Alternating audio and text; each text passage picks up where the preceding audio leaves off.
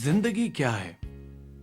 खुशी, दुख, मोहब्बत, नफरत, एहतराम, तहम्मुल, बेसुकूनी या फिर इन सब जज्बों से बनी हुई तस्वीर। हर जज्बे का अपना रंग होता है। जो जिस रंग में रंगा है उसे बाकी कायनात, बाकी दुनिया भी उसी रंग में दिखाई देती है। तस्वीर के दो रुख होते हैं, एक तारीख और एक रोशन। हम जिंदगी की तस्वीर के दोनों रुख आपके सामने पेश कर रहे हैं ताकि आप ये जान सकें कि आपके रुख पर कौन से जज्बों का रंग नुमाया है। अगर वो रंग मोहब्बत का है, खुशी का है, सुकून का है, एहतराम का है, तहम्मुल का है, तो खुदारा उसे और गहरा कर लीजिए। और अगर वो नफरत का है, गुस्से का है, बेसुकूनी का है, तो खुदा के वास्ते उसे खरोच डालिए, मिटा डालिए अपनी जिंदगी से उस रंग को।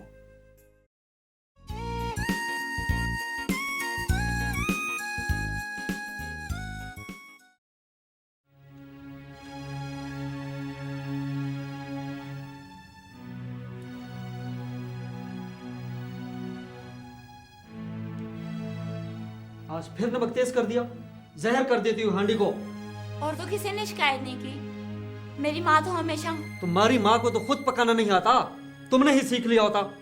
अभी लगा जब बात को बढ़ा रहे हैं। क्या मैं झूठ बक रहा हूँ? लो ये खा कर देखो।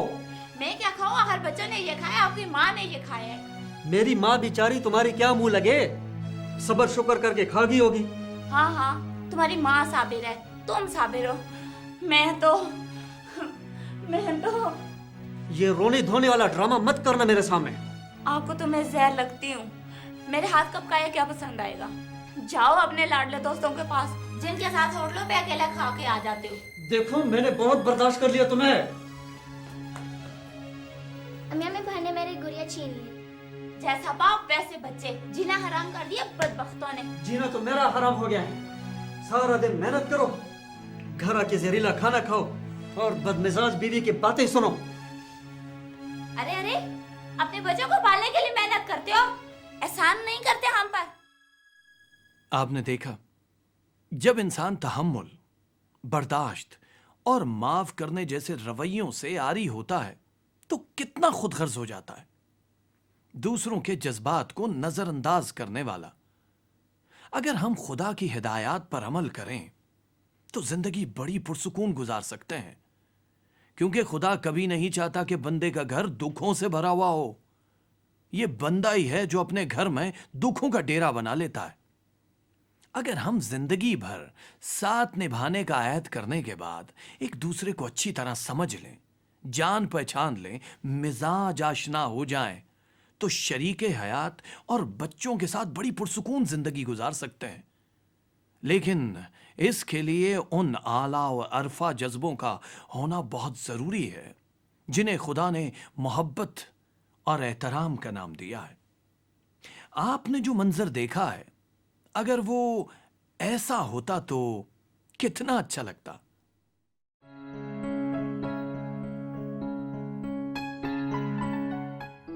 नमक फिर तेज हो गया ना, इसीलिए मैंने दही मंगवा लिया था। चलो दही भी डाल लेते हैं। वैसे तुम्हारे हाथ का जायका ऐसा है कि नमक तेज होने के बावजूद भी इंसान खाता ही चला जाता है। जिसे ना आपकी अम्मी को पसंद आएगा, बात तो उस दिन की है। अम्मी की बात को दिल पे मत लेना। दरअसल जो खुद अच्छा पकाता हो उसे दूसरे के हाथ का कम ही पसंद आता है। अब तुम अपनी अम्मी की मिसाल ही ले लो। अम्मी हमें भाई ने मेरी गुड़िया ले ली। कभी तो शरारतों से बाज आ जाए करो। अरे अरे ये क्या कर रही हो?